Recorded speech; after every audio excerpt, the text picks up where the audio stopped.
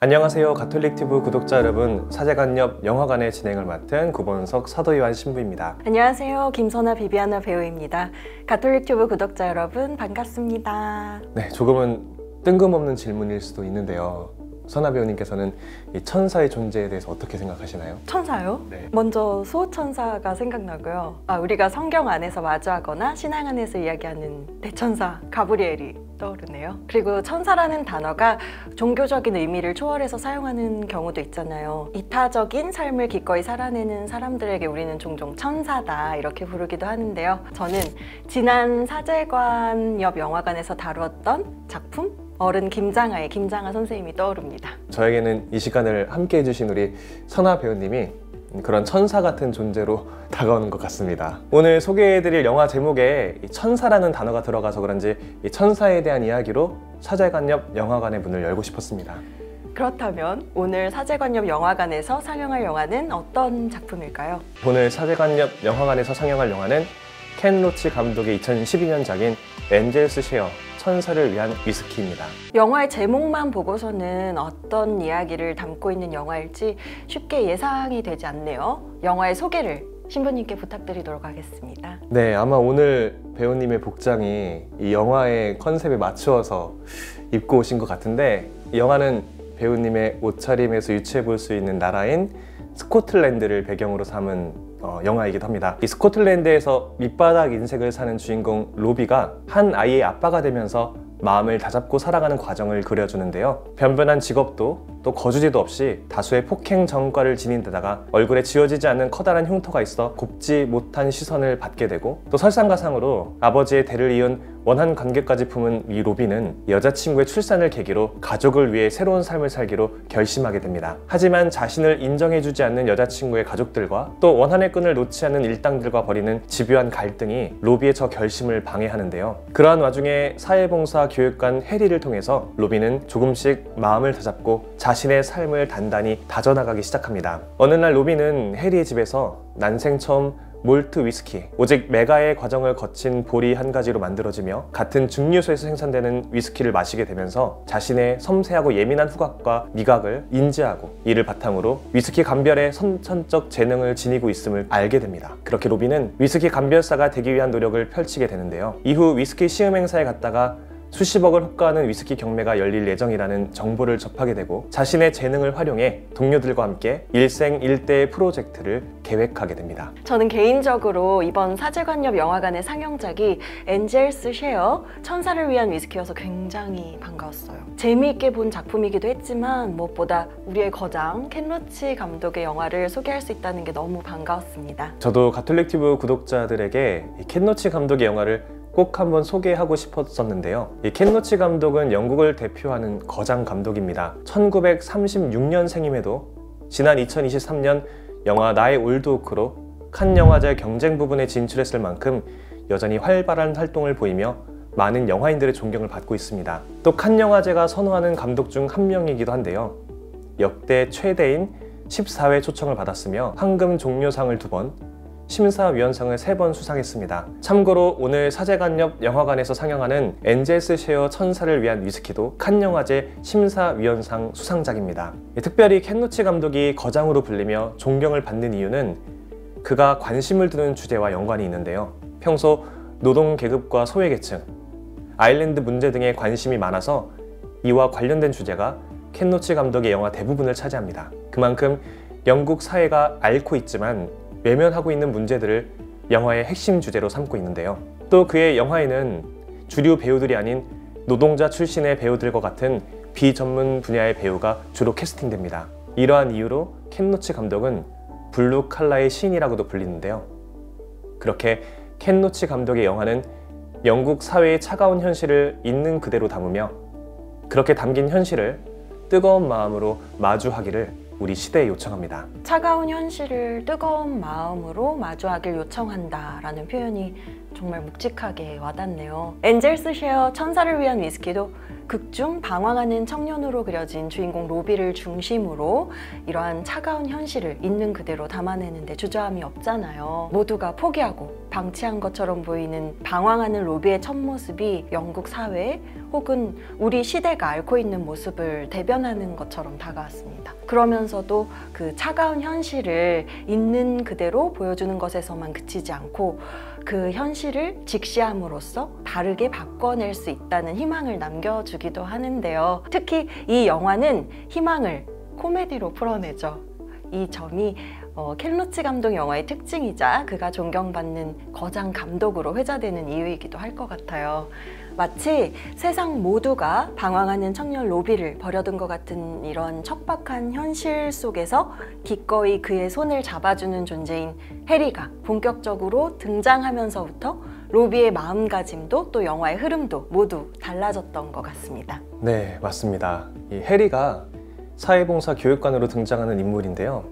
이 로비를 비롯해 사회봉사 교육에 참여하는 이들이 어리숙하고 불성실한 모습을 보일 때마다 이 해리는 퉁명스럽지만 그들의 처지를 10분 배려해주고 기회를 여러 차례 제공해주려는 태도를 취합니다. 더 나아가 해리는 로비가 자신의 새로운 능력을 발휘할 수 있는 계기를 제공해주는 인물이기도 한데요. 바로 위스키를 통해서입니다. 해리가 로비에게 위스키를 접할 기회를 제공해 줌으로써 로비가 위스키를 감별해내는데 천부적인 재능을 지니고 있음을 깨닫게 해준 것입니다. 이 위스키와 관련해서는 영화의 각본을 쓴 폴 레버티의 이야기에 집중해 볼 필요가 있는데요. 폴 레버티는 위스키가 모든 계급과 사상을 초월한다는 점에 주목했다고 합니다. 그는 시적인, 신비적인, 마케팅적인, 전문가적인, 거짓된, 속물적인 이 모든 것이 위스키에서 만났다고 하면서 스코틀랜드를 상징하는 특산물 중 하나인 스카치 위스키임에도 불구하고 대부분의 스코틀랜드 청년들이 이 위스키를 맛본 적이 없다는 사실에서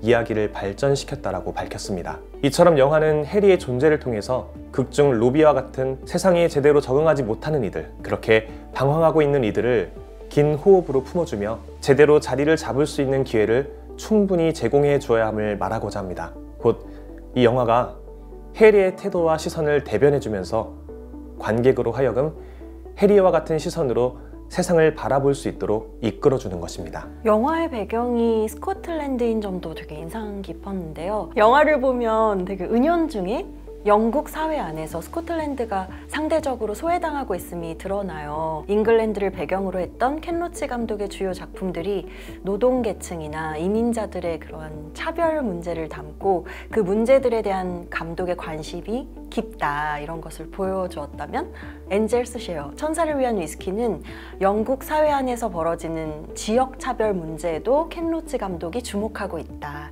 이런 것을 보여주는 것 같습니다. 또 이 엔젤스 셰어라는 영화 제목에 대해서도 언급해 봐야 할 것 같은데요. 엔젤스 셰어는 말 그대로 천사와의 공유 혹은 천사의 목 정도로 해석해 볼 수 있을 것 같습니다.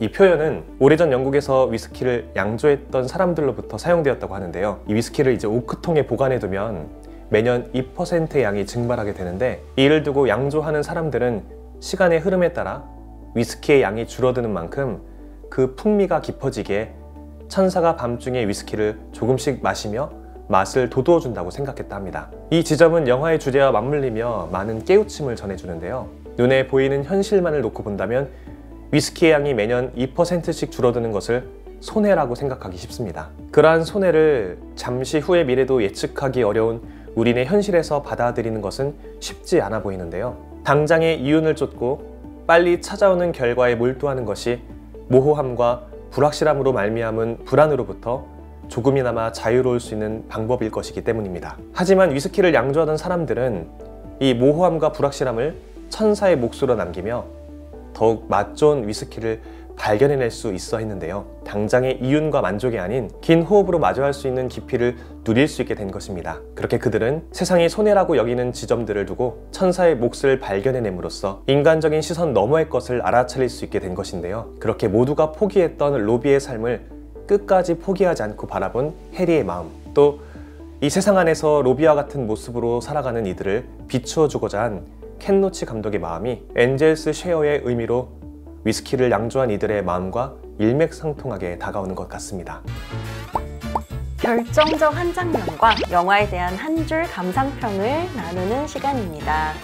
신부님이 뽑은 결정적 한 장면은 어떤 장면인가요? 저는 이 영화의 말미에 등장하는 결정적인 장면을 꼽고 싶은데요. 아쉽게도 스포일러가 될 수 있어서 간접적으로만 설명해 드리도록 하겠습니다. 전설적인 위스키인 몰트밀 위스키와 관련된 일생일대 프로젝트를 이 3명의 동료와 함께 성공적으로 일궈낸 로비가 바로 이어서 동료들의 실수로 그 결실의 대다수를 잃게 되는 장면이 등장하잖아요. 영화를 보시면은 명확하게 확인하실 수가 있을 텐데, 그 허탈함으로 가득한 상황 속에서 실수를 한 동료에게 이 로비가 분노를 표출하거나 함께 나누기로 한 보수를 나누지 않겠다고 으름장을 내놓는 대신 다시 함께 머리를 싸매고 문제를 해결하기 위한 모습을 보입니다. 그리고 예상했던 보수 금액보다는 적은 금액을 얻게 되는데도 동료들과 정당하게 그 보수를 나누는 모습을 보이며 충분히 기뻐하는데요. 해리를 만나기 이전 술과 마약에 빠져 폭력을 일삼던 로비의 모습과는 정말로 대비되는 모습이라고 할 수 있습니다. 이러한 이유로 저는 해리의 로비를 향한 관심과 또 로비를 위해 들인 노력의 결실이 이후 로비가 정식으로 얻게 되는 직장이나 또 프로젝트의 성공을 얻게 되는 보수가 아닌 동료의 결정적인 실수 앞에서 차분하게 대응하고 끝까지 그 동료와 함께 할 수 있는 마음을 갖추었던 그 모습으로부터 드러났다는 생각을 갖게 했습니다. 그래서 저는 이 장면을 이 영화의 가장 인상 깊었던 장면으로 꼽고 싶습니다. 저는 열린 문틈으로 보이는 로비가 식사하는 모습이 담긴 장면을 꼽고 싶습니다. 해리가 갈 곳 없는 로비를 자신의 집으로 데려온 장면으로부터 시작되는데요. 열린 문틈 사이로 부엌에서 식사하는 로비의 모습으로부터 인물의 현재 상황과 내면의 갈등을 느낄 수 있었어요. 어두운 부엌 밖, 반쯤 열린 문틈, 따뜻한 햇살이 들어오는 부엌, 테이블에 앉아 식사하는 로비, 로비의 뒤로 보이는 창문 밖으로 거센 바람에 심하게 흔들리는 나무가 보이는데요. 반쯤 열린 문을 통해 과거와 미래 사이에서 고민하는 로비의 현재 위치가 보였고, 따뜻한 문 안과 어두운 문 밖은 로비가 선택해야 할 두 세계를 극단적으로 보여주면서 바람에 흔들리는 나무가 로비의 불안한 내면을 보여주는 것 같았습니다. 이렇게 짧은 한 장면에 담긴 로비의 과거와 현재, 미래가 한 컷에 모두 담겨 있다는 점이 마치 인생이 희로애락을 품고 있다, 이런 것처럼 느껴져서요. 켄노치 감독이 들으시면 굉장히 뿌듯해할 것 같은 결정적 한 장면이었던 것 같습니다. 마지막으로 한 줄 감상평을 나누어야 할 텐데요. 배우님의 한 줄 감상평이 궁금합니다. 300시간 기회 주셔서 감사드려요로 하겠습니다. 영화의 시작과 끝을 한 줄 평으로 정리해봤는데요.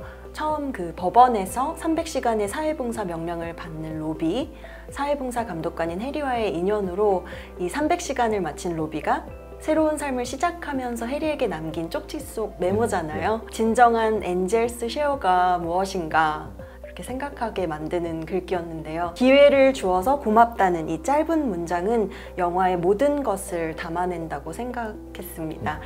엔젤스 셰어, 천사의 몫이란 결국 누군가가 남긴 감사의 흔적이 아닌가. 돈으로는 살 수 없는 것, 보이지는 않지만 분명히 존재하는 것, 결국 영화가 드러내고자 하는 이 엔젤스 셰어, 천사의 몫이 주인공 로비를 끝까지 포기하지 않는 해리의 그러한 돌봄이다, 마음이다, 이렇게 생각했던 것 같아서입니다. 따뜻해지는 한 줄 평입니다. 저는 개인적으로 지난 한 줄 평을 영상으로 확인하면서 느꼈는데, 저는 일개 영화 이 소개를 하는 프로그램을 진행하는 신부임에도 불구하고 굉장히 평론가병에 걸린 사람처럼 무거운 이야기로 한 줄 평을 정해놓은 것 같아서 오늘은 조금 가볍게 농담조로 한 줄 평을 정해보았는데요. 저는 해리가 로비를 만났을 때라고 정하고 싶습니다. 영화를 좋아하시는 분들은 유추해 보실 수 있을 텐데요. 유명 로맨틱 코미디 작품인 해리가 셀리를 만났을 때 제목을 패러디한 한 줄 평으로 봐주시면 될 것 같습니다. 이 주인공 로비가 해리를 만남으로써 삶이 변화하고 새롭게 거듭날 수 있음을 강조하고 싶은 마음을 담았습니다. 또 켄노치 감독의 작품들 중에서 가장 코미디적인 요소가 강하다고 알려진 이 엔젤스 셰어 천사를 위한 위스키의 극 분위기와도 이 패러디를 빙자한 한 줄 감상평이 어울릴 것 같기도 하고요. 신부님의 한 줄 감상평을 보니 신부님께서 그새 방송 욕심이 많아지신 것 같아서 심히 우려가 됩니다. 그건 그렇고 다음 달 사제관료 영화관의 상영작이 아주 특별한 작품이라고 들었는데요. 맞습니다. 이 비하인드 영화 칼럼 때부터 지금까지 이 영화 선정은 항상 제가 맡아왔었는데요. 다음 달 상영작은 드디어 우리 선아 배우님께서 선정한 작품으로 고르게 되었습니다. 줄리안 무어 배우에게 아카데미 여우주연상의 영광을 안겨준 작품이죠. 영화 스틸 앨리스입니다. 스틸 앨리스 기대해주세요. 네, 시청해주셔서 감사합니다.